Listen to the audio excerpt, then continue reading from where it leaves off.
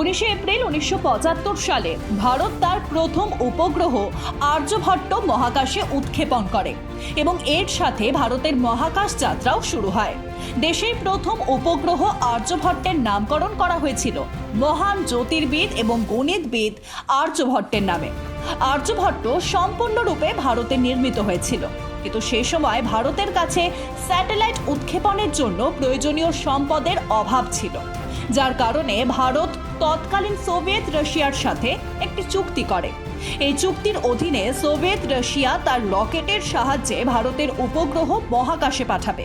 বিনিময়ে ভারত সোভিয়েত রাশিয়াকে তার বন্দরগুলিকে জাহাজগুলিকে ট্র্যাক করার জন্য ব্যবহার করার অনুমতি দেবে।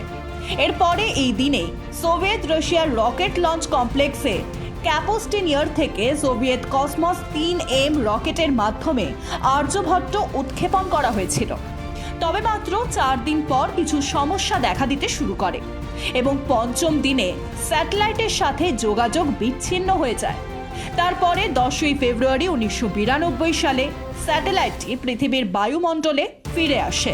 खानदानी लुटेरों की कोशिश होगी बेकार, फिर एक बार मोदी सरकार।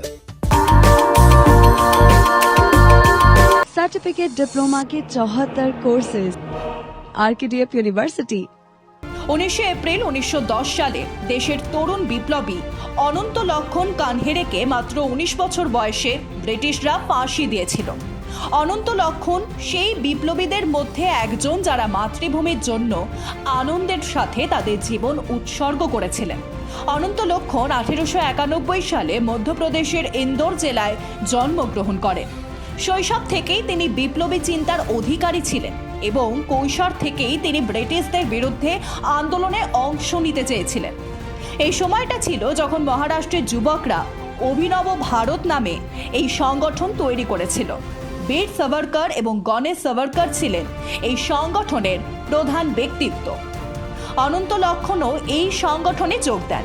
1909 সালে বিপ্লবী গণেশ সাভারকর ব্রিটিশ শাসনের বিরোধিতা করে একটি নিবন্ধ লিখেছিলেন, যার কারণে তাকে গ্রেফতার করা হয়েছিল এবং যাবজ্জীবন কারাদণ্ডও দেওয়া হয়েছিল। এই সিদ্ধান্তের বিরুদ্ধে বিপ্লবী যুবকরা বেরিয়ে আসে। ক্ষোভ এতটাই বেড়ে যায় যে বিপ্লবীরা প্রতিশোধ নেওয়ার সিদ্ধান্ত নেওয়া হয়েছিল যে নাসিকের কালেক্টর জ্যাকসনকে খুন করা হবে। প্রতিশোধের শিখা এতটাই জ্বলে উঠল যে অনন্ত লক্ষণ কানহেরে নিজেই এই কাজটি করার সিদ্ধান্ত নিয়েছিলেন। অবশেষে 1909 সালের 21শে ডিসেম্বর তিনি ব্রিটিশ অফিসার জ্যাকসনকে গুলি করেন। অনন্ত লক্ষণ কানহেরে ধন্দ কেশব কর্বে এবং বিনায়ক দেশপান্ডেকে হত্যার অভিযোগে মৃত্যুদণ্ড দেওয়া হয় এবং তারপরে অনন্ত লক্ষণ কানহেরেকে 19 এপ্রিল 1910-এ ফাঁসি দেওয়া হয়। 1775 সালের 19 এপ্রিল আমেরিকার স্বাধীনতা আন্দোলন শুরু হয়। তখন আমেরিকা ইংল্যান্ডের নিয়ন্ত্রণে ছিল। ব্রিটিশরা এখানে 13টি উপনিবেশ স্থাপন করেছিল এবং এই উপনিবেশগুলিকে শোষণ করা হয়েছিল। এখানে সমস্ত নীতি ইংল্যান্ডের দ্বারা তৈরি করা হয়েছিল। 1775 থেকে 1783 সাল পর্যন্ত চলা এই সংঘাতে এই 13টি উপনিবেশ ব্রিটিশদের বিরুদ্ধে যুদ্ধ করে এবং স্বাধীনতা অর্জন করে। এরপরে গঠিত হয় মার্কিন যুক্তরাষ্ট্র। এই যুদ্ধকে বিপ্লবী যুদ্ধ বা আমেরিকার স্বাধীনতা যুদ্ধও বলা হয়। এই পুরো বিপ্লবের সময় আমেরিকান সেনাবাহিনীর নেতৃত্বে ছিলেন জেনারেল জর্জ ওয়াশিংটন।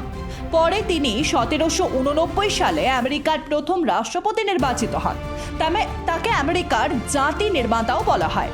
তার নামে আমেরিকার ওয়াশিংটন শহরের নামকরণ করা হয়েছে। আমেরিকায় স্বাধীনতা আন্দোলনের ভিত্তি স্থাপিত হয়েছিল 1783 সালের 16 ডিসেম্বর বোস্টন টি পার্টির আকারে। বোস্টনের গ্রিফিন ওয়ার্ফে এই ঘটনাটি ব্রিটেনকে দেখিয়েছিল যে আমেরিকানরা তাদের নৃশংসতা নীরবে সহ্য করবে না। ফলস্বরূপ 13টি উপনিবেশের আমেরিকান দেশপ্রেমিকরা একত্রিত হয় এবং আমেরিকার স্বাধীনতা আন্দোলন শুরু হয়। खानदानी लुटेरों की कोशिश होगी बेकार, फिर एक बार मोदी सरकार। सर्टिफिकेट डिप्लोमा के 74 कोर्सेज आरकेडीएफ यूनिवर्सिटी।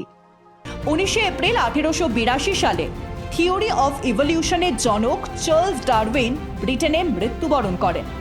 1859 সালের 24 নভেম্বর চার্লস ডারউইনের বই on the origin of species প্রকাশিত হয়।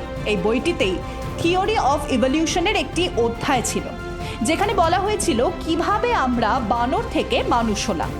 চার্লস ডারউইন বিশ্বাস করতেন যে আমাদের সবার পূর্বপুরুষ একই। তার তত্ত্ব ছিল আমাদের পূর্বপুরুষরা বানর ছিল, কিন্তু কিছু বানর বিভিন্ন জায়গায় ভিন্নভাবে বসবাস শুরু করে, যার কারণে ধীরে ধীরে তাদের মধ্যে তাদের চাহিদা অনুযায়ী পরিবর্তন আসতে থাকে। তাদের মধ্যে পরিবর্তনগুলি তাদের সামনের প্রজন্মগুলিতে দৃশ্যমান হতে শুরু করে। এই তত্ত্বের মাধ্যমে তিনি বুঝতে চেয়েছিলেন যে ওয়ারিংটনের একটি পুত্র গাছে এবং অন্যটি মাটিতে বসবাস শুরু করে। মাটিতে বসবাসকারী পুত্র নিজেকে বাঁচিয়ে রাখতে নতুন কলা শিখেছে। তিনি দাঁড়িয়ে থাকতে, দুই পায়ে হাঁটতে, দুই হাত ব্যবহার করতে শিখেছেন। পেট ভরার জন্য তিনি শিকার করেন এবং তারপর কৃষিকাজ শেখেন, এবং এভাবেই ওয়ারিংটনের এক ছেলে বানর থেকে মানুষ হয়ে ওঠে। প্রতি বছর 19শে এপ্রিল বিশ্ব লিভার দিবস পালিত হয়। এই দিবসটি পালনের উদ্দেশ্য হল লিভার সংক্রান্ত বৈশ্বিক সমস্যা সম্পর্কে মানুষকে সচেতন করা এবং তা প্রতিরোধে শিক্ষিত করা। বিশ্ব স্বাস্থ্য সংস্থা বিশ্ব লিভার দিবস উদযাপন শুরু করে। এটি আনুষ্ঠানিকভাবে 19শে এপ্রিল 2012 সালে প্রথমবারের মতো উদযাপিত হয়েছিল। প্রতি বছর অনেক স্বাস্থ্য সংস্থা, হাসপাতাল এবং লিভার চিকিৎসা কেন্দ্র বিশ্ব লিভার দিবস উদযাপনের জন্য বিভিন্ন অনুষ্ঠান এবং কার্যক্রমের আয়োজন করে।